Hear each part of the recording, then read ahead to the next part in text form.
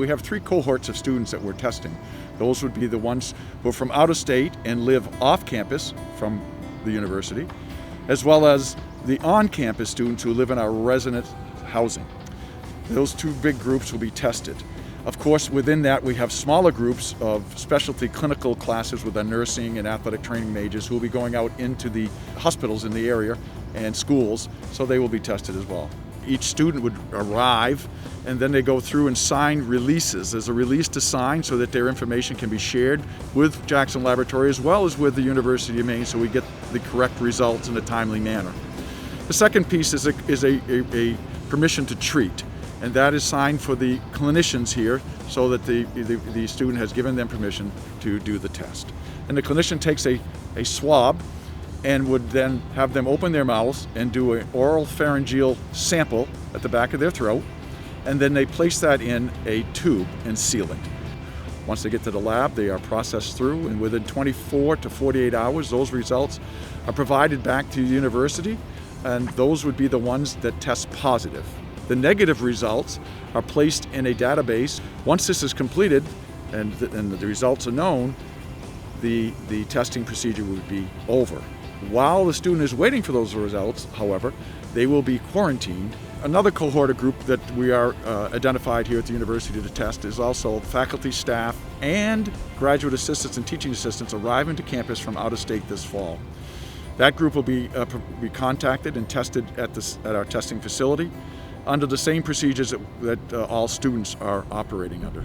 They would then quarantine until they receive their results. Once they receive their results, they would then return to their regular activities. This is our first baseline testing that we will do in August. Once that is completed, we will strategically evaluate the testing results and look to have ongoing surveillance testing on campus throughout the semester based on prevalence of findings of the COVID in our community, as well as strategically looking at people who may be at high risk and continue to monitor those populations.